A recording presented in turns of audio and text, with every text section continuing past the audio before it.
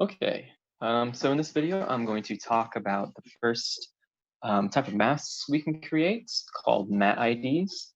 And from there, in the next video, or the video after that, we will be taking a look at a more advanced mask creation tool called Pixar Crypto Matte, which will essentially automatically do this whole process I'm about to do by hand for every object in your scene for you. So it's definitely a lot quicker than what I'm about to show you, but it does take a little bit more setup. So if you only have like one object that you're really interested in masking out, then it might not be necessary. Okay, so let's go ahead and start. So what is a matte ID? So a matte ID is going to be a render pass that is going to isolate your object as a single flat color, right? So here is an example of a matte ID. And let me go ahead and export this file. Let's put it in the downloads, and we'll call this one mask. Okay. So why we want this as a flat color, and we also want it to be a single color, so it's a flat image in a single color, is that it's going to make it easier for us in our compositing program to isolate, right? So if I'm just going to take this render over here.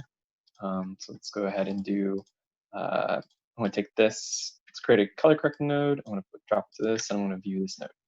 Okay, so I'm looking at this node now, and let's find our mask, and I'm going to go ahead and drop that into my viewer. Okay, so here's my color correct node. I'm just going to be changing the gain of it. So you can see I'm changing the brightness and darkness, right? And I'm going to go ahead and use this mask right here to act as a mask, this MatteID pass that I created. So let's go ahead and make sure we have, I'm going to shuffle this out because it's probably in there as a specific node. Let's go ahead and change this to MatteID 0. There we go. Okay, so I can see my MatteID 0 pass. I'm going to make sure the green, since I know I'm just working in the green channel, I'm going to set all three of those to be my red, green, and blue and my alpha.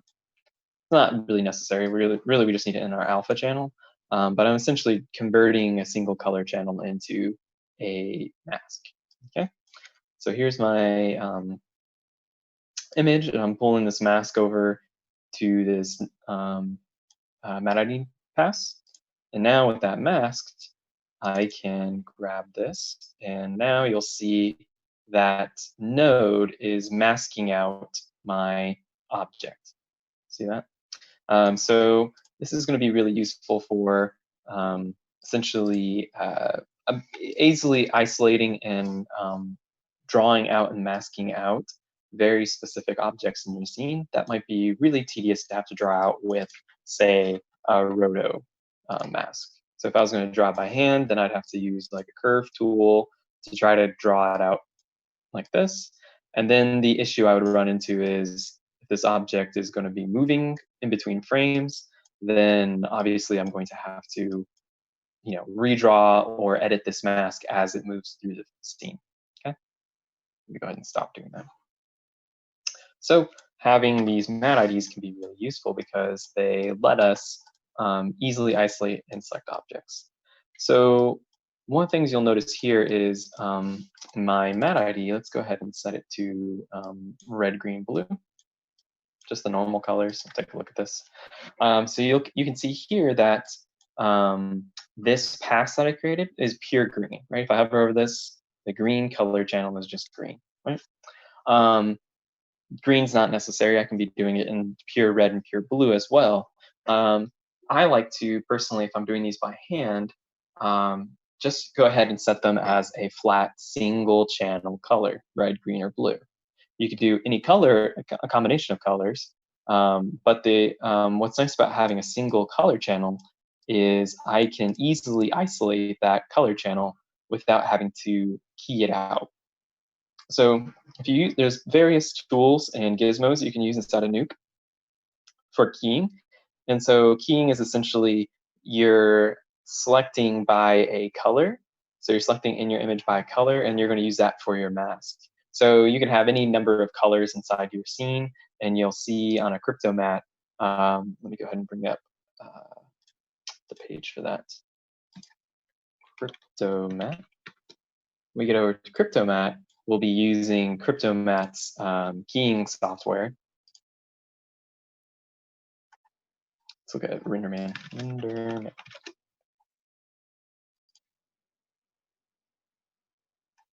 And you can see in here, each of these objects in this scene has a unique color. And so with the CryptoMatte tool, it's going to be able to select by color. And so since each of these objects has a unique color, each object will have its own unique mask, right? But without a tool like CryptoMatte or some kind of keyer, then you will not be able to easily select and isolate those, right? So without getting into the details of using other gizmos for right now, I like to just focus on it in a single color channel. Okay. All right. So let's go back into Maya and see how we set those up. So the first thing I'm going to do is I'm going to go ahead and I have these two other render outputs that I've been using my other examples in. So I'm going to go ahead and click on this. I'm going to select my custom one, click on enable to disable it. I'm going to go ahead and create a new one for my masks. So I'm going to call this one masks. You don't have to do this. So the something we didn't really talk about is by having multiple displays, when we send our job to the render farm or batch render, it's going to create this many files, right? Each file is going to have a bunch of images packed into it if we're using OpenEXR, but it will have this many files if we enable all of these files, right? So I might not want to have separate files just from the masks. I'm just doing this for organization purposes. Okay? So the first thing I'm going to do is I'm going to add a MatteID pass. So I'm going to come all the way down here to MatteID. Before I do that, I'm going to go ahead and remove this one from here, just to make it a little simpler and easier to understand. Start with MatteID 0, add it over, and let's also go ahead and add over MatteID 1. Okay, you'll see when I click on the MatteID 0, it's going to have this name here, MatteID 0 for the channel source. I'm actually going to go ahead and copy that, and that's going to make it easier for me to set up the MatteIDs. So in order to set up our MatteIDs, we've created our pass, right? And now I need to select my objects, and I need to add a RenderMan MatteID user attribute. Let's go ahead and start from scratch. So I'll go ahead and delete this one. Okay, so in order to find that, you select your object, you go over to your transform node, so your first node, and when you open your RenderMan tab here for attributes, you will find towards the bottom user attributes. So these are custom attributes you can add that'll give you access to some other tools or custom tools that you want to create. So what I'm going to do is I'm going to click on add attribute. I'm going to name it. So this is why I copied that name, because I want to match this name right here. So if I choose this name and have it match the name of this channel source, then this object will show up or be associated with that MatteID image. Okay, so I'll press enter. Make sure it's color, which it should be by default. And then I'm going to change the color of the object as it shows up in my render. Okay, so if I wanted it to be green, I just select this and I could choose green. Maya already has up here the color pickers, red, green, and blue, and magenta, cyan, and yellow as default colors. So the red, green, and blue are going to be, red is going to be 100%, and the green and blue are going to be 0%. If I select the green, then the green is going to be 100%, red and green channels are going to be 0%, and then blue channels are going to be 100%, and the red and green channels are going to be 0%, which is going to be nice because it's going to make it easy for me to isolate that color. Okay. And I'll probably intentionally do some things wrong just so we can look at why in Nuke I'm setting up these single color channels. Like I said, it's not as important if you're using some kind of keyer to select colors, but we're just doing it with this simple channel shuffle in Nuke. Okay, so let's just go ahead and do blue and click on create. All right, and so let's go ahead and send that off to render. So while it's rendering, let me go ahead and talk a little bit more about this. So each of these images here, these MatteIDs attributes, they correspond to which rendered image is going to output. Okay, so here's our rendered image, and we've only set a single object to be output in the MatteID 0 pass. You see in the MatteID 1 pass, so MatteID 0 is the first pass, so it's defaulting to whatever masks is. So just pretend this says MatteID 0. So you can see here, MatteID 0, because we set that object to have a blue color in the MatteID 0 attribute, you can see it's showing up in this pass. Okay? I've actually skipped a step in here. And so if you were following along with what I'm doing here, you probably would not get a render because I forgot that I actually just already set this up before. And we'll take a look at that in a second. But notice I also don't have an image in MatteID 1, right? Because we haven't defined anything to have MatteID 1 image. So let's go ahead and add some more attributes. Okay, I'm going to come back to this object, and I'm going to go ahead and add another attribute. And I'm going to call this one MatteID 1. So this color is going to show up, this object is going to show up as this color in the MatteID 1 pass. So let's go ahead and set this one to red. Great. Okay, so it has a MatteID 0 and MatteID 1. So that means it's going to correspond with these colors in those passes. And let's go ahead and do that step that I skipped over. So there's one important step that you have to do that I glossed over, and that is to open the hypershade and find the material of the object you're selecting. So I have this, mine is Nefertiti render material, right? And let's go ahead and delete this because I'm going to do it by scratch. So I find my material, and to whatever material is on your object that you want to attach the MatteID to, you need to attach something called a Pixar MatteID node. So it's called Pixar MatteID. So pretty simple, right? And so in order to connect these together, what I'm going to do is I'm going to click on this and choose Result AOV. So remember, AOVs are those arbitrary output variables, or also our render passes. You can think of it that way as well, if that helps. So I'm going to take my Result AOV, click on this, and we're going to get a ton of options for RenderMan. But the one that we want to plug this one into is going to be utility pattern 0. Okay. So it's probably the only thing that shows up in utility pattern unless you have more AOV nodes plugged in. But I'm going to click on utility pattern 0. Right? So that's all I need to do for this object. And I don't need to do it for each MatteID. And the name and the number of this doesn't have to correspond to anything. So this doesn't have to be MatteID 0 or MatteID 1 in order to work. I just need to plug in one of these nodes and into my material on my object. Okay. So now I'm going to go ahead and close this. And we're going to go back and we're going to go ahead and render again.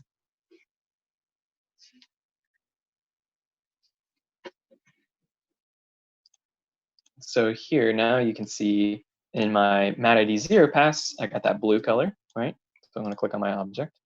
So blue in the MatteID 0 pass and red in the MatteID 1 pass. Okay. So this is going to give me a really handy render, and I can do this for any number of objects. So let me go ahead and stop the render, and I'm going to go ahead and add this little face plane and maybe the ribs to the MatteID passes. Okay. So I'm going to go ahead and grab this one. Let's go ahead and do MatteID 0. Thank you, RenderMan, for remembering the stuff. So in MatteID 0, I already have the head being blue. So I'm going to have this little plane here be red. Right, so I'm going to go ahead and create that plane. And I'm going to go ahead and select, let's do the ring. Let's go ahead and do, yeah, let's do the ring. Okay, I'm going to add attribute, MatteID 0 again. And again, because I have red and blue, this one's going to be green. Okay, great. And then I'm going to grab this ball in the foreground, and I'm going to go ahead and do this. And this time I'm going to do a custom color. I'm going to do some kind of pale brown color, something gross. Great.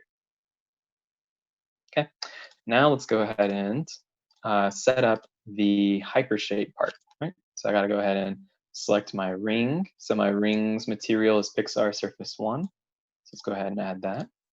And I'm going to go ahead and add a MatteID node. So Pixar MatteID, plug the result AOV into the utility pattern 0. Okay. And let's go ahead and get the ball. So you can see this can get kind of tedious sometimes. This one's industrial glass, right? Go ahead and add the input outputs. And I'm going to go ahead and press tab and type out MatteID and take the result AOV and plug it into the utility pattern 0. Okay. If you don't know how to use, if you forget any of the names or you don't know how to use the tab search to create nodes, or for some reason it doesn't work, we can always come over to RenderMan over here and then type in MatteID to find it. Okay, and then one more is this little plane here, which is Pixar Surface 2. I should really name my materials. Okay, so I'm going to go ahead and click Input Output right here. I'm going to go ahead and add that Pixar MatteID node. And I'm going to click on this output, choose Result AOV, and plug it into the utility pattern 0. Okay, so I'm going to go ahead and close this. So now I'm going to go ahead and test render. Close that, close that, close that, and close that. Okay. So now you can see my MatteID 0 image. I now have all 4 of those objects showing up. So I have, because each of those objects has a MatteID 0 user attribute to it. See? And the only difference is my Nefertiti statue also has a MatteID 1 image to it, right? Or user attribute to it. So you can actually have a bunch of different MatteID images or render passes and have different groups of objects assigned MatteIDs, right? So far I've just been assigning each unique object a color, but you could also add, let's say, I could take all of the muscle and all of the skeleton geometry and give them a single MatteID color, so the whole skeleton and body shows up in red, and then everything else is showing up in different colors or blue, right? And the other image, the maybe MatteID 1, then in that image, maybe I give each unique muscle and each unique bone its own MatteID color, right? So you can group it however you feel like you need to separate your scene and make it easy to mask things out. So let's go ahead and take this image out. I'm going to go File, Export File. I'm going to replace this masks image. We didn't take a look at MatteID 1, but that's just because I didn't assign any other user attributes in here. The head is still 1. Okay. So let's go ahead and I want to minimize that. And let's take a look at the, I'm going to go ahead and reopen this just to refresh it. So let's do masks. Mask, okay. And we're going to take a look at that. Should need to update it. Let's choose something else. Let's go to passes, and then we'll just reload the masks. Okay, there we go. All right, so you can see here we have our updated MatteIDs. And when I look at my shuffle node, what we're doing here is we're taking the red, green, and blue color channels of our image, and we're plugging them into the red, green, and blue channels of our shuffle node, right? So we're not talking about nuke yet, but shuffle is essentially lets you isolate and rearrange and select different channels and passes in your images in your files, right? So that's pretty much, oh, okay. Still got something stuck in the frame buffer. It essentially lets us isolate these things, right? Now I'm going to hover over these guys just to double check. So keep an eye on the colors down here. So the blue object is 100% blue and 0 in the other color channels, 100% green and 0 in the other color channels, 100% red and 0 in the other color channels. Now the brown is a mixture of red and green. So it's not no blue, but red and green. So you'll see why that can cause an issue in this single channel shuffling method I'm about to show you. So what I'm gonna do is if I like to isolate a image out, like essentially a single pass and hide all the other ones, I just feed that color channel or that color into the alpha, right? And then all of a sudden the alpha becomes the mask attribute, right? So it's going to be that transparency, which we could see over here with this model. Oh, I got rid of the, no, let's see. Oh, here it is, right? So in here, we're using, you can see the alpha channel here, that one in the alpha channel. So all of my 3D objects are alpha'd out, or they have full opacity in the background is becoming transparent, which is letting me over here composite these two images together. So back over here, let's take a look at this. Oh, is this the right image? It should be. Okay, that's strange. Let me just pause this for a second. Okay, there we go. So my playback cache in my viewport was not updating, so I just went to cache, clear playback cache, and it updated that image. So it was just stuck in, it was saved information that was stuck inside the viewport. Okay, so we'll come back over here. And so in order to isolate maybe this blue, I'm going to go ahead and I'm just to visualize it. Let's go ahead and feed the blue color channel into the red, green, and blue. So you can see, because nothing else in the scene has any blue color information, this object is completely 100% black and white. And you can see that my alpha channel is still 0, so that's not great. So let's just go ahead and make sure we feed that blue color channel over into there. And now that alpha is 1, okay? Which is going to make full transparency while the background becomes, or full opacity, and the background becomes fully transparent, okay? Let's try one of the other colors. So I'm going to grab green, okay? And you'll notice here, this ring is because we set this ring up to be red, green, blue. Let's go ahead and reset this for a second. So you can see, because this ring is fully green, right? Then when I set the green pass to be everything else, that it's fully opaque and the background's transparent. But this little guy down here is still giving me a problem. He's still showing up because that color is not a single color channel, right? Let's go ahead and drop back for a second. So you can see here, when I highlight over here, 0.31 red and 0.107 green, right? So it's a mixture of red and green. And so now when I go forward, let's go ahead and plug that in the alpha. You can see here that 0.1073 was the color of my green channel for that object. So you can see it even has that 0.1073 alpha attribute to it. So if I come over here and I use my color correct, right, you'll see my ring is being fully controlled, but you also see I'm getting a little bit of that little glass sphere down there, right? So it's not fully masked out, right? And so same thing's going to happen if I come into the red channel, right? So I'm going to go ahead and choose red, right, to get that little plane right there. But again, because that sphere had that red color in here, got the 0.31006. Okay, so I might talk a little bit more in the next video when I talk about CryptoMatte, about different keying software and how you could use them. But for now, this is just the basics of how to use a really simple matte or mask object inside of RenderMan with the MatteID node. Okay?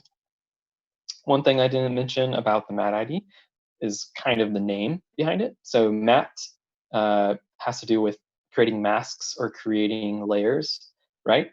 And then ID has to do with object ID, right? So you're setting a matte or a mask for each object, right?